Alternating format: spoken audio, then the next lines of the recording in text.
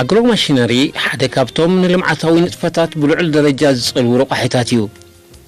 ናውትዕዮ ብጽፈት ብቕዓት ፍጥነትን ስፍሓትን ስራሕ ንምስልሳል ዕዙዝ አበርክቶ ይገብር እቶትን እቶታውነትን ንምዕዛዝ ምጥቃም ዘመናዊ ማሽነሪ ኸኣ ኣብ ምልክት ሕቶ ዝኣቱ ይኮነን ወላ እኳ ዓብይ ማል ዝሓትት ወፍር እንትኾነ ምትእስታዊ ዘመናዊ አግሮ ማሽን ይጽንሓለይ ዘይበሃል ጽላት እዩ ቴክኖሎጂ ሕርሻ ኣብ ስርዓተ ማሕረስ ብዝህልዎ ግደ ካብ ዓመት ናብ ዓመት ሓደስቲ ረኽበታት ንኽፍጠር ክድረኽ ጸኒሑ አበርክቶ ናይቶም ውፅኢት ቴክኖሎጂ ዝኾኑ ማሽነሪ ንስርዓተ ማሕረስ ናብ ዝለዓለ ደረጃ ብምድያብ ንጉልበት ሰብ ናብ ዝተሓተ ሃልኪ ብምውራድ ወይ እውን ልዑል ጉልበት ሰብ ተኪኦም ይርከቡ ከም ውፅኢቱ ኣብ ስራሕ ኣሳልጦ ኣብ ዓይነት ስራሕ ጽፈት ኣብ ሸፈነ ቦታ ስፍሓት ልዕሊ ኩሉ ውሁድን ምእኩልን ስርዓተ ምቁጽጻር ዘለዎ ሕርሻውን ጽፈታት ኣብ ምስልሳል ረብሖም ብቐሊል ዝግለጽ ኣይኮነን ዓይነትን ብዝሕን ናውቲ ማሽነሪ ምውናን ጥራይ ግን ኣድማዒ ውፅኢት ክርከቡ ኣይኽእልን ኣብቲ ንውዳበን ምሕደራን ኣብ ቅድሚት ዝሰርዕ መገዲ ዓወት ቴክኖሎጂ ሕርሻ ምስኡን ልዕሊኡ ንስራዕ ኣገዳሲ ክፋል ምምዕባል ክኢላዊ ዓቕሚ እዩ ነቲ ዕዮ ወይ ቤተ ምርምር አግሮ ማሽነሪ ኣብ ምስግጋር ዘመናውን ዕውትን ስርዓት ሕርሻ ዓብይ ግድ ኣለዎ እቲ ቤት ዕዮ ዝተፈላለዩ ኣገልግሎት ጽገናን መቀያየርን ኣብ ርእሲ መሃቡ ብዓብዩ ስሩዕ ናይ ፍተሻን ቁጥጥርን ኣገልግሎቱን ስለ ዘካይድ ንኣድማዓነት አግሮ ማሽነሪ ናብ ዝለዓለ ደረጃ የብጽሖ ኤርትራ ኣብ ዝተፈላለየ ኮሌጃትን ማእከላት ሞያዊ ስልጠናን ነዚ ዓቕሚ ንምሕያልን ክኢላታት ኣብ ምስሳንን ክትሰርሕ ጸኒሓን ኣላን እዚ መደብ እዚ ንቤት ዕዮ አግሮ ማሽነሪ ኣለቡ ማእከል ብምግባር ሃገርና ብሓፈሻ ኣብ ምዕራባዊ ዞባ ልምዓት ከኣ ብፍላይ ንዝካየድ ንጥፈታት ክድስስ እዩ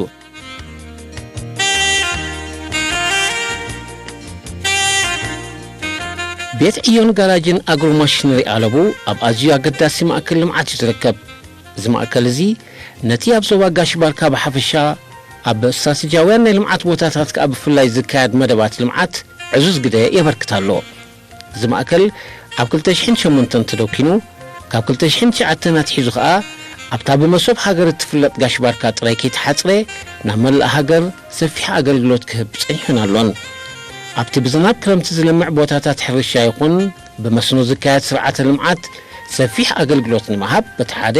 ናይ ምጽጋንን ምቅያርን ኣቑሑ ኸኣ በቲ ካልእ ንጥፈታት የሰላስል ጋራጃትን እቲ ወርክሾፓትን ከኣ ኣብኡ ተሃኒጹ ድሮ ኣገልግሎት ኣብ ዝህበሉ ደረጃ ይዓብን ይሰፍሕን እኳ እንተሃለወ ኣገልግሎት ግን ይህብ ኣሎ ገና ማሽነሪ ሕርሻ ዝኣክል መጽለሊ ማሽነሪ ሕርሻ ናቱ መጸገኒ ዝኸውን ወርክሾፓት ገለ ዝኣመሰሉ ከዓ ገና ኣብ መስርሕ ዘለዉ ስለ ዝኾኑ እዚኦም ዝኣመሰሉ ስራሓት መንግስቲ ኣቐዲሙ ይሰርሕዎ ኣብ ተቐሪቡሎም ንዑ ዝኸውን ነገራት ከዋድድ ጸኒሑ ምስ ዘለና ብድሆታት ናይ ብሓቂ ብግብሪ ክንሪኦ እንተኮይንና ሓይሊ ናይቲ መንግስቲ ናይ ብሓቂ ዘገርም እዩ ብማል እንድሕር ሓቲትከ ነዚ ክሓቶ ዝኽእል ማል ቀሊል ኣይኮነን شاعتنا ما أنا ميكانيك نيره مش أكال ميكانيك نايز جراج زملاء أكال ميكانيك هنا بزي مداد بها فشاوي رشا نياتي بيتي بعدك السايز نيبره ناي كلهم هنا هم مسخولنا بحدش يناجي ميرنا زملاء مالتي شو مستوى محدش مخانا محنا من يجلس مسأنا يوم بزحي توم أوبريترات قال ما لا شو سلاز نيبرنا تمهرو كأ مري أم سيد مسأنا مسلم تمهرو شعينا جميرنا بتشين شات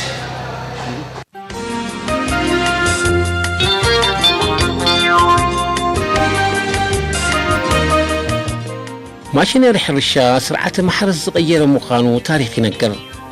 እቶም ካብ ጉልበት ሰብ ናብ እንስሳ ካብ እንስሳታት ናብ ሞተር ዝሰርሑ ተሽከርከርቲ ዝማዕበሉ ናውቲ ዓይነት ህይወት ሕብረተሰብ ዓለም ብሓፈሻ ሜላ ኣሰራርሓ ሓረስቶት ከዓ ብፍላይ ኣብ ምቕያር ዘበርከትዎ ግደ ኣዝዩ ዓብዩ ከምኡ ስለ ዝኾነ ከዓ እቶም ኣብ ሕርሻዊ ልምዓት ዝተመሓየሹን ሓደስቲ ዝተመሃዙን ዝተፈላለዩ ናውቲ ዕዮ ነቲ ምዕባለ ንቕድሚት ክውንጭፍዎ ክኢሎም እዮም ካብ ዘበነ እምኒ ክሳብ ዘለናዮ ማዋእል ቴክኖሎጂ ከዓ እቲ ምዕባለ ካብ ቀሊል ናብ ረቂቕ ብኮምፒውተር ዝእዘዝ ማሽነሪ በፂሑ ይርከብ ማሽነሪ ሕርሻን ቤት ዕዮን ነቲ ቅድሚ 19 ክፍለ ዘመን እንስሳታት ከም ቀንዲ ምንጭ ፀዓት ማሕረስ ዝነበሮም ኣገልግሎት ይዕብይዎ ኣብ መወዳእታ 19 ክፍለ ዘመን ናይ ሃፋ ፀዓት ብምትእስታው ኣብ ቀዳማይ ኩናት ዓለም ንፈለማ እዋን ብዝተፃረየ ነዳዲ ዝሰርሓ ትራክተራት ኣብ ኣገልግሎት ውዒለን ካብቲ እዋን ትንነጀው ከዓ ናይ ትራክተራት ሞተር ናብ መላእ ዓለም ክዝርጋሕ ግዜ ኣይወሰደሉ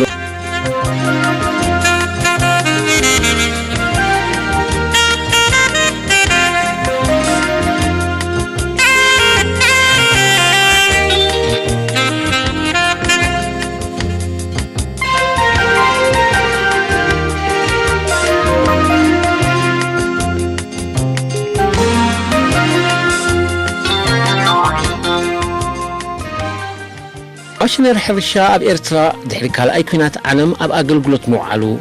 ይግለጽ ኣብቲ ፍልማዊ ምትእስታው ከዓ ዓይነትን ብዝሕን ናይተን ማሽነሪ ኣዝዩ ድሩት ዝህቦ ኣገልግሎት ከዓ ውሱን ምንባሩ ይንገር ቤት ዕዮ ቴክኒክ ሕርሻ እውን ኣዝዩ ድሩት ምንባሩ እዩ ዝግለጽ ካብ ኢጣልያውያን ሰብ ሞያ ቴክኒክ ተመክሮ ቀሲሞም ነቲ ስራሕ ዘንቀሳቐሱ ዝነበሩ ኤርትራውያን ኣብ ተኸታታሊ መግዛእቲ ካብ ሞይኦም ክርሕቁን መብዛሕትኦም ናብ መካኒክ መጓዓዝያ ክጉዕዙ ምግዳዶምን ይዝንቶ ኣብ እዋን ብረታዊ ቃልሲ ህዝባዊ ግንባር ነቲ ሞያ ንምዕባይን ምስፋሕን ዓቕሙ ብዝፈቐዶ ክሰርሕ ተራእዩ ድሕሪ መላእ ሓርነት ከዓ ምስ መደባት ዳግመ ህንፃ ሃገር ጥቕምን ኣገልግሎትን ማሽነሪ ኣብ ቅድሚት ተሰሪዑ ዕላማታት ምርጋፅ ውሕስነት መግቢ ነቲ ጽላት ንምዕባይ ተሰሪሑሉ እተን ናብ ኤርትራ ዝኣትዋ ቁፅርን ዓይነትን ማሽነሪ ሕርሻ ክስስና ግዜ ወሰደለንን ኣብ ነፍሲ ወከፍ ዞባ ዝተፈላለያ ማእከላት ብምቋም ከዓ ሰፊሕ ኣገልግሎት ንምሃብ ሓያል ጻዕርታት ተበጊሱ በብግዚኡ ሰብ ሞያ ናይተን ማሽነርን ሓያለ መራሕቲ ማሽነሪ ሕርሻን ንምምልማል ሰፊሕ ስራሕ ተኻይዱ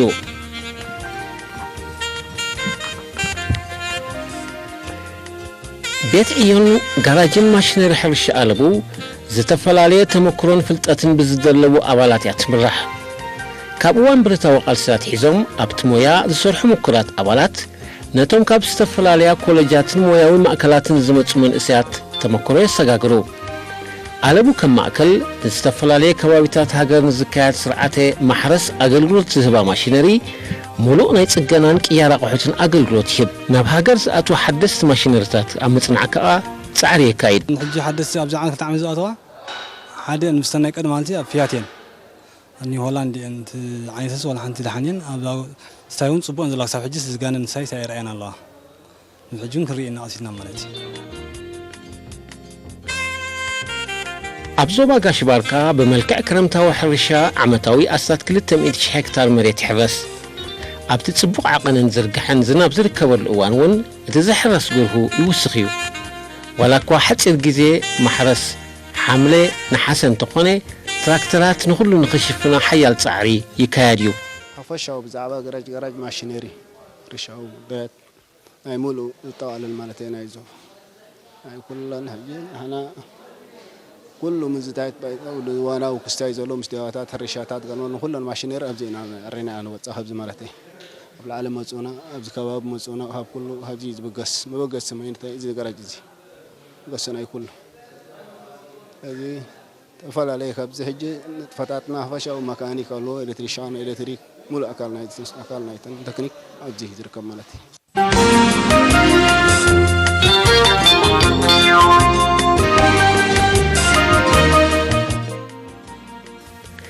ننوس زباتات السنة قلوج لعلاقاشن زباشان بقون كركباتن يشفناين اتن ابتحتي كوربوريشن زرعتن تريتن زم حضرة أقلو ماشينيري خا برزعو واقا أقلقلوت هبا ماشينيري أورادبا بمسارات تي نتهاجر كتاكم زخيل أورادبا حيجي تي أقومو بزوباتات ምንኡሳት ንቁጣታት ንኡሳት ዞባታት ተኸፋፊሉ ተወዲቡ ብኡ መጠን ምናልባት ኣብቲ እዋና ዝቅድም ዝነበረ ኣገልግሎት ንህዝቢ ናይቲ ናይ መንግስቲ ፕሮጀክት ዘይኮነን ናይ ህዝቢ እውን ወንጎኑ ናይ ህዝቢ ኣገልግሎት ከብፀኒሕ ነይሩ እዩ እቲ ናይ ኣገልግሎት ናይ ህዝቢ ኣብቲ ቅድም እዋን ቅድሚ ዘን ሓደስቲ ትራክተራት ምእታውን ዝነበረ ይህብ ነይሩ ግን ኣኸልቲ ድየን ነይረን ንኩሉ ሃገር ኣኸልቲ ድየን ነይረን እንተኢልና ኣይ ኣኽላን ነይረን ዋሕዲ ነይሩ እርጋን እውን ነይሩ እዚ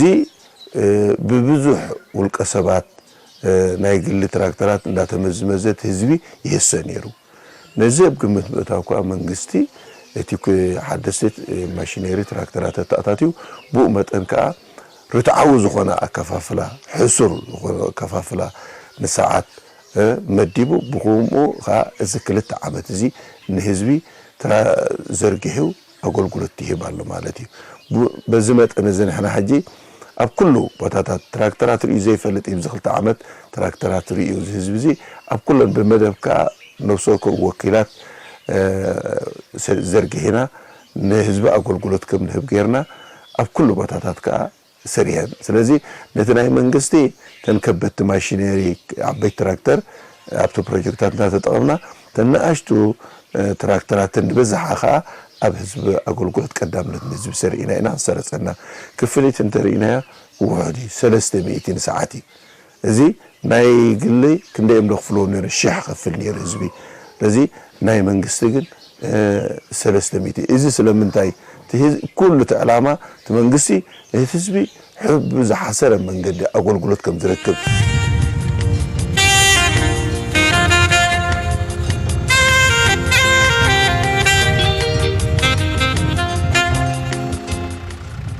ኣግሮ ማሽነሪ ንስርዓተ ማሕረስ ዝቕይር ኣገባብዩ ሓደስቲ ናውቲ ከዓ ካብ ግዜ ናብ ግዜ ይተኣታተው ኣለዉ ኣብዚ መዋእል ከዓ ኩሉ ማሕበር ቁጠባዊ ንጥፈታት ብናቶም ደገፍ ይሳለጥ ኣሎ ዕማማት ቴክኖሎጂ ሕርሻ ወይ ማሽነሪ ሕርሻ ካብ ምድልዳል መሬት ክሳብ ምእካብ ምህርቲ ብማሽን ተደጊፉ ይሰላሰል ኣግሮ ማሽነሪ ግዜን ጉልበትን ብምቁጣብ ጽፈትን ብቕዓትን ብምርጋጽ ዕዙዝ ግደ የበርክት ጠሚትካ ዘይውድኡ ዝመስሉ ሰፋሕቲ ጎላጉል ኣብ ሓፂር ግዜ ይዕመሙ ኣገልግሎት አንድ እዚ ወሳን ቴክኒክ ኣባል ኣብዚ ዘሎ ይኮን እዚ ተወሳነ መይን ኩሉ ነዚ ሕርሻታት ገመለ ወሳነ እዚ ኩሉ ትራንስፖርት ነዚ ኩሉ ማሽነሪ ዝገብር እዚ ተወሳነ ኣካል ኣብዚ ዝርከብ ማለት እዩ ሓፈሻዊ ናይ ቴክኒክ ካብዚ ተበላሸወ ከይድካ ተዕራ ኣብዚ ሃይ ኣሬኻ ተውፍሮ እዚኣ ተወሳነ እዚኣ ገና ተካይድ ለሞተ እዚኣ ማለት እዩ ሓፈሻዊ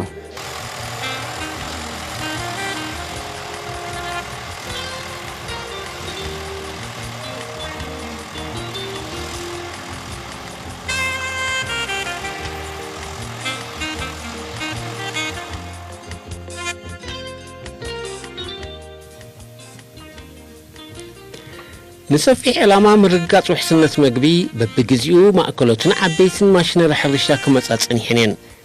ዋላ እኳ ብዙሕ ዝተረፍን ንኹሉ ክሽፍን ዘይክእልን ቀረብ እንተሎ ዓይነትን ብዝሕን ናይተን ናብ ኤርትራ ዝኣትዋ ዘለዋ ማሽነሪ ግን ኣቃሊልካ ዝርአ ኣይኮነን ቤት ዕዮም ጋራጅን ኣለቡ ከዓ ነተን ማሽነሪ ኣብ ምጽጋንን ተተካኢ ኣቑሑ ኣብ ምቕራብን ሃብታም ተመክሮ ደሊቡ ይርከብ ንሕና እቲ ኳሊፊኬሽን ስታንዳርድ ዝበሃል ንሕና እጂ ተመክሮና መጀመርያ ንሕና ብቲዎሪ ፀጊምና ካልኣይ ከዓ ብፕራክቲካል ፀጊምና ማለት እጂ ብዝያዳ ንሕናስ እጂ እንታይ ሞ ዝተረፈና ይብልና ንሕና እጂስ ኣቡ መፂኻ በዚ ቲዎሪ ነርካ ሳብያ ትራክተር ካብ ደድ ኢንጂን ናብ ላይፍ ኢንጂን ኢና ዘለና ካብ ላይፍ ኢና ዘለና ሕጂ እጂሲ ካብ ደድ ናብ ላይፍ እጂስ ንሕናስ መንኪና እንታይ ኮይና ጠጠው ኢላ ዝነበረት ክትትስእ ከለኻ እዚ በዓ ካብኡ ላዕሊ ዕጋበት የለን ንሕና ማለት ናት ጠጠው ኢላ ነራሲ ሞተር حدث كان بحدث انت سديده انسي كابز انا ولا حنت عقابته يبل ازي تنات عقبت ناتي مالتي كالي كله ببي انت شو يمصناي موتراتات كامبيوتات دي حرات فرنشال قدم الدفرنشال بهم يمصنا نحنا ግን بتا زلنا خيلت نحنا በጣም الحمد لله ማለት ዘለና خيلت عزنا نغعس كم زلنا انا نحنا ردا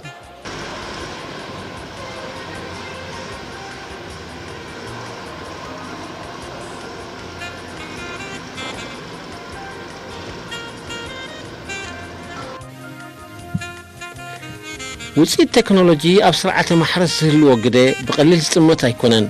ቤትዕዮ ኣለብ እውን ኣብ ዘመዳይ እዚ ዓብዪ ኣተኩሮ ብምግባር ይሰርሕ ክልሲ ሓሳባዊ ፍልጠትን ግብራዊ ስራሕን ብምውሃድ ከዓ ነቲ ስራሕ ይቕልስ ሎሚ ኩሉ ስራሕ ካብ ጉልበት ወፂኡ ናብ ማሽነሪ ተሰጋጊሩ ስለ ዝኾነ ምስ ቦታ ዓይነት መሬትን ዓይነት ሕርሻዊ ልምዓትን ዝዳረግ ማሽነሪታት ምዕጣቕ ኣገዳሲ እዩ ኣብዚ ማሽነሪ እዚ ከዓኒ ዝተፈላለዩ ዓይነት ትራክተራት ኣለዋና ፊያት ማስ ፈርጉሰን ዋይቲኦ ሴም ካልኡ እውን ዓበይቲ ሄቪ ዲዩቲ ማሽናት በዓል ኬዝ ዘኒ ሆላንድ ኮምባይነራት ኣለዋ ማለት እዩ እዚ ኣብዚ ዓብዪ ኣብዚ ማለት እዩ ብዝያዳ ቴክኒክ ኢድና ፅረናሉ ማለት ካባና ተመክሮ ዝያዳ ዝነበሩ መምሃራን ነይሮምና ብዝያዳ ተገዲሶም ማለት እዩ ኣብዚ ደረጃ ዘብፅሑና ማለት እዩ ኣብዚ ማእከላይ ቦታ እዚ ኣለዎ ኮይንና እውን ነዚ ናይ ኣብዚ ከባቢ ዘሎ ሕርሻ ናይ ኣሳልጦ ሰርቪስ ጌርና ብቕልጡፍ ንህቦ ማለት እዩ ንህዝቢ መንግስቲ ማለት እዩ ካልኣይ ኣብዚ ገራጅ እውን ሙሉእ ናይ ሰርቪስ ጥራሕ ዘይኮነ ሞተራዊ ምዕማር ናይ ካምቢኒ ምውራድ ኩሉ ማለት እዩ ዘጠቃለለ እዩ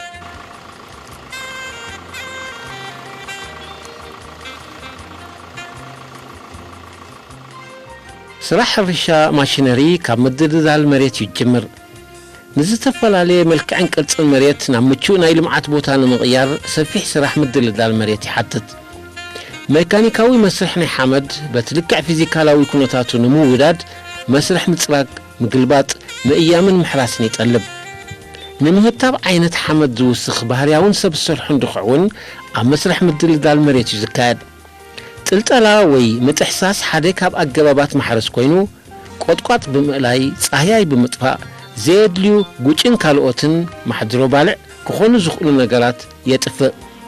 ከምዚ ዓይነት ማሕረስ እቲ ቅርፂ ሓመድ ብምቕያር ንምዝርኣን ንምብቋልን ካብኡ ሓሊፉ ምዕሩይ ዝርግሐ ማይ ናብ ኩሉ ንምብፃሕ ይኽእል እቲ ካብ 15 ክሳብ 9 ሴንቲሜትር ዝበፅሕ ዲስኮ ወይ ማሕረሻ ከዓ ነዚ ዕማማት ብግቡእ ይዓምም أو هجاب زي الله تراكترات حالي فيات الله فيات كا كلتا أنا سبعة مية ميتين عشرة كالي أخا ماس ثمانية سانشيشنز بحال الله كالي أخا ماس فرقسنا الله في وايت أخا الله كالا هجز مساقة تيدي 95 بحال الله هجز مساقة كالي بزح ماشينات ينزل الله يعني معنا هجز بزيادة نحنا أخا أبدينا تراكترات أنا بزحنا بيجينا أقرب مكان نحن صارحون زلنا مالتي أب 110 109 كساو سمانا سانشيشن وايت أو تتدي زين بتعمل سبق كيدنا لنا مارسين عنه نحن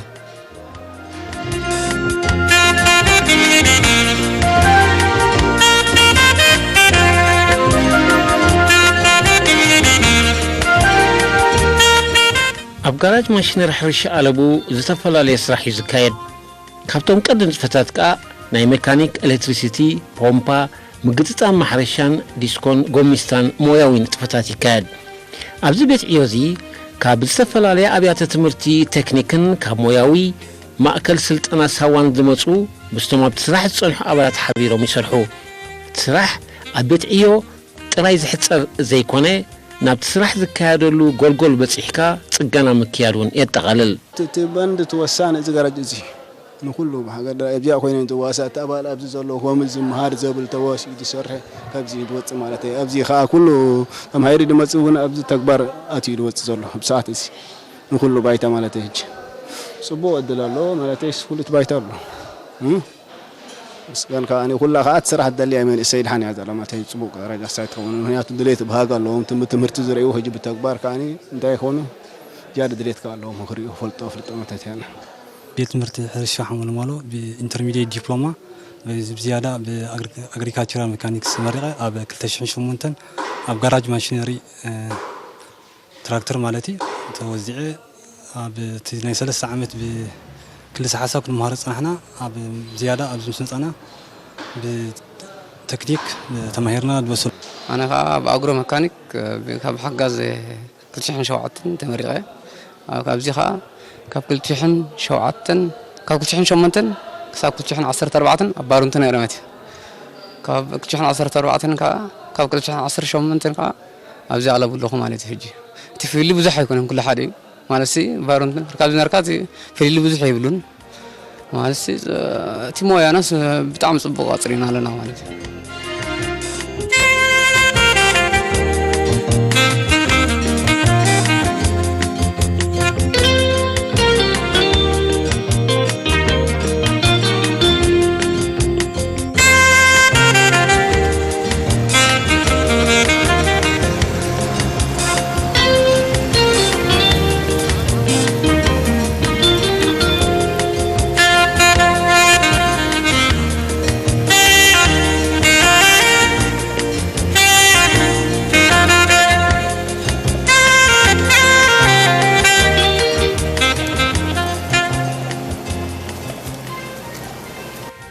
تكنولوجيا حرشة بحفشة ماشينري حرشة خا بفلاي روي لوط المعبالن ترأيليو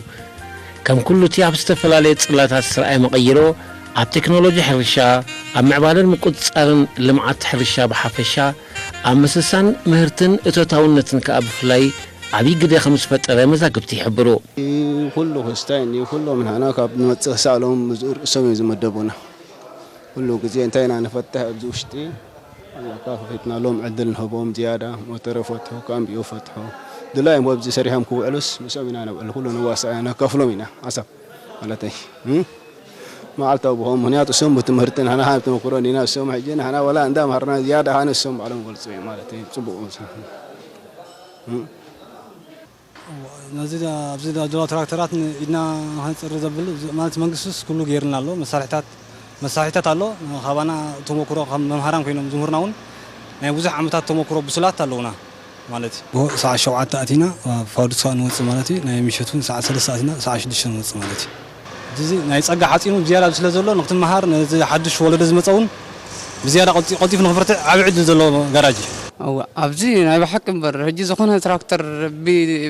بو محجر قال مصي ابزي انت مصياس ما مرة انتاش من قبل احنا تطوق تحضر كمان عندنا بزيادة برخاز مصيتسي ابزاس كسب غزي وسن غزي كمان يبلنا احنا جد كتوص زلوات راح انتاش من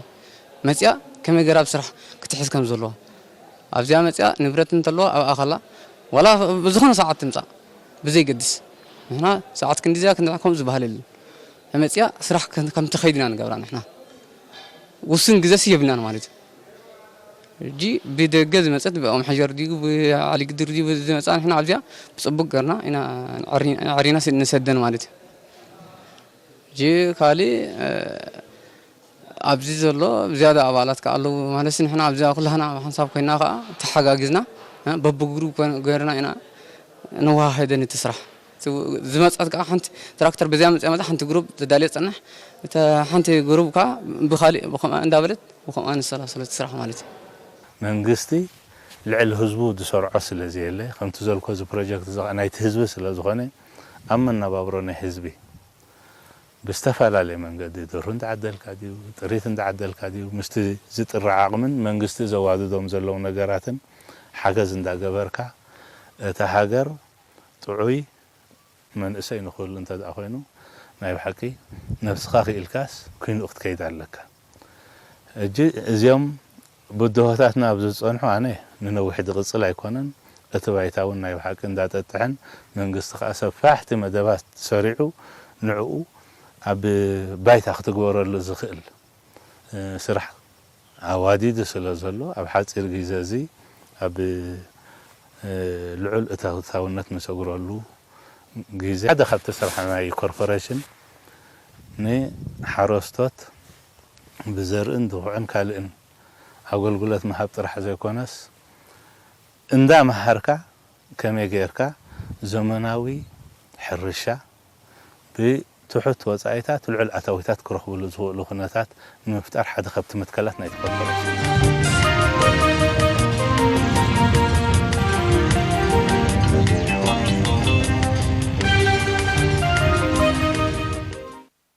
ኤርትራ ውሁድን ዝተማልአን ትሕተ ቐጽሪ ብምውዳድ ናብ ሰፊሕ ልምዓት ትግስግሳላ ኣብዚ ሓለፈ ዓመታት ናብ ሰፊሕ ልምዓት ከስርሕ ዝኽእል ዓቕሚ ክተዋህልል ጸኒሓ ህንጸት ሰብዓዊ ዓቕሚ ኸኣ ነዚ ናይ ልምዓት ጎደና ጽቡቕ ናህሪ ክውስኸሉ እዩ እዚ ኣብ ኣለቡ ዝካየድ ዘሎ ሞያን ክእለትን ናይ ምጥራይ ሓያል ጻዕሪ ኸኣ ህያው ምስክር ናይዚ እዩ እዚ ክኢላዊ ዓቕሚ ሰብ እዚ ምምጻእ نزي سرح هذا أزيو درخي نقدميت سقوامي أبتما جمري عمتات لكيو خلص حساب تراي وسيدهم سلزموسو قرب أبتو وشتي عمق إلى نقاطو قرب تمكرتات سرحانية اليوم بدحري جن حجي حمشت شديش عمتات غير مالو كإلاتات مرحتنا يتسرحها الصوم كوينه مالو أيتان أيتمهرتو فتيرو كما يغيرو أمنا يتمهرت عالم تماليسو عقل قلت يركب بقبر حتى حلو بالله كالو بتاتها زوهاب زولة تمهرت قليل دي سلازي نايب حقي من إسا إذا أكل نتي نسوخ بصحز دله كم دبصح منغستي كبيد واقع خفيلي يبصح له سلازي اتمن إسا كان نايب حقي زي قليل قصري يكونن بازو ميازي سلطينو أبايتا دسرح اندفرن دله سلازي نايب حقي حدا خافتم زخرعن نزا هاجر كم هاجر نختهلو إرترا كم إرترا نخت قصل زغلو أبايتاتات تفتيرهم سلازلو حجي أتي بخبيد واقع استرخبا ناصنتما داغمايون نا هاجر كاب خال ورارات نمكل خلاص تغبري داغماي مخته نبوملو اتقاليلو زوحس زركب تكاي ولدو أبايتا يفرس لازلو إرترا ناي بحق خافتين بلوصاتن زي دفران هاجر كم تهون ولا حنت تطرطر يلا